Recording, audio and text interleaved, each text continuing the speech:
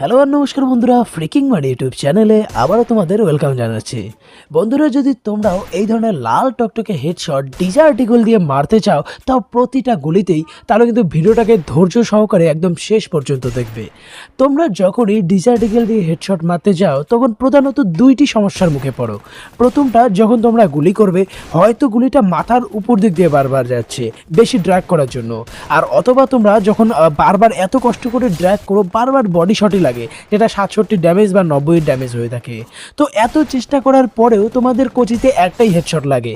তো এবার আমার কিন্তু প্রতিটাই একের পর এক হেডশট লেগেই যাচ্ছে। তো এটার পিছনে কিন্তু ছোট্ট একটা ফর্মুলা কাজ করে, যেটা তোমরা ভিডিওটাকে সম্পূর্ণ দেখলেই বুঝতে পারবে। তো বন্ধুরা, যদি তোমরাও ডিজায়ার ইগলের প্রতিটা গুলিতেই এই ধরনের লাল টকটকে হেডশট মারতে চাও, এরই সাথে ফ্রি ফায়ারের অন্য সমস্ত গোপন টিপসগুলো জানতে ও শিখতে চাও, তাহলে কিন্তু সবার প্রথমেই এই ভিডিওটিকে একটি লাইক করে দেবে। এরই সঙ্গে লাল রঙের সাবস্ক্রাইব বাটনে ক্লিক করে বেল নোটিফিকেশনটাও অল করে দেবেন। तो लाइक और शेयर ठोक दीजिए महाकाल का लाइक और शेयर ठोक दीजिए। তো এই ভিডিওতে আমি তোমাদের তিনটে প্রধান ফর্মুলা বলতে চলেছি। এই তিনটে ফর্মুলা মন দিয়ে যদি ফলো করো, তো তোমাদের গেম প্লেও এতটা পরিমাণে ইমপ্রুভ হবে, তোমরা জাস্ট কল্পনা করতে পারবে না। তো সবার প্রথমে যেটা হচ্ছে সেন্সিটিভিটি এবং সেটিংটা পরিবর্তন করা। তো সবার প্রথমে, আমি জানি না তোমরা কত সেন্সিটিভিটিতে খেলো, কিন্তু যদি ডিজায়ার ইগলের কথা আসে, এখানে কিন্তু তোমাদের যেই মোবাইলে হোক না কেন, তোমাদের জেনারেল সেন্সিটিভিটি 100% রাখতে হবে। তবেই তোমরা প্রতিটা গুলিতে লাল টকটকে হেডশট মারার একটা চান্স দেখতে পারবে। আর এরপরে আসি আমরা কাস্টম এইচইউডি এর ওপর। কাস্টম এইচইউডিতেও তোমাদের হালকা পরিবর্তন করতে হবে। তোমাদের যে ফায়ার বাটনটা আছে, এটার পরিমাণটা কিন্তু একটু কমায় নিতে হবে, 45 থেকে 50-এর মাঝে। অনেকে 55 রাখে, কিন্তু এটা মনে রাখবে, খুব বেশি ছোট না বা খুব বেশি বড় না। ফায়ার বাটনটা ছোট বা বড় করাতে একটাই সুবিধা তোমরা পাবে, সেটা হচ্ছে ড্র্যাগ করতে সুবিধা।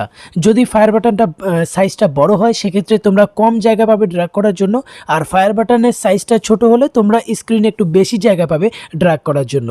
এবারে আমরা জানবো যে ডিজায়ার ইগলে হেডশট লাগার 2 নম্বর প্রধান ফর্মুলা, যেটার নাম হচ্ছে এইম কার্সার।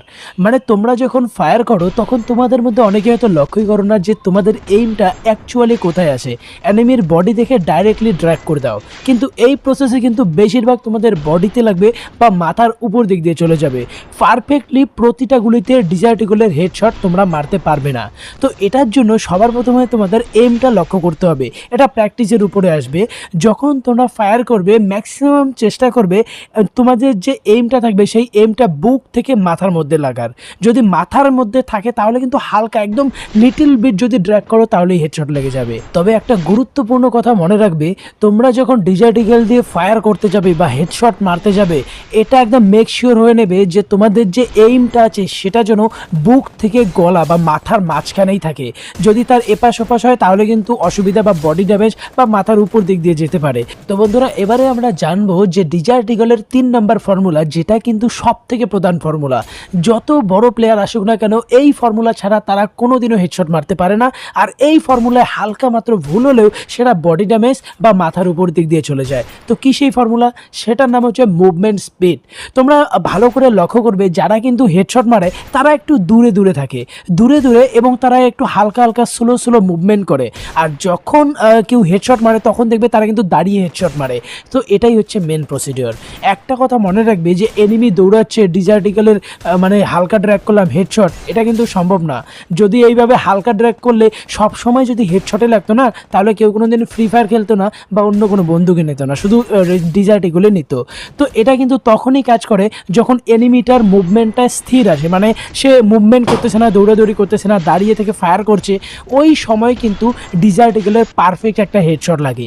আর যারা প্রো প্লেয়ার, তারা কিন্তু ওই চান্সের অপেক্ষাতেই থাকে, কখন প্লেয়ারটার মুভমেন্ট একটু স্লো হবে আর সে হেডশট মারবে। তো আমার ক্লিপগুলো ভালো করে দেখতেছো, ঠিক এইভাবেই কিন্তু তোমরাও হেডশট মারতে পারবে। আর এরই সাথে কিন্তু এটাও মনে রাখবে, যখন তোমরা ড্র্যাগ করবে, তখন কিন্তু তোমাদের মানে যে মুভমেন্টের জয়স্টিক আছে, সেটা কিন্তু টাচ করা চলবে না, সেটা একদম সেরে তোমাদের ড্র্যাগ করতে হবে।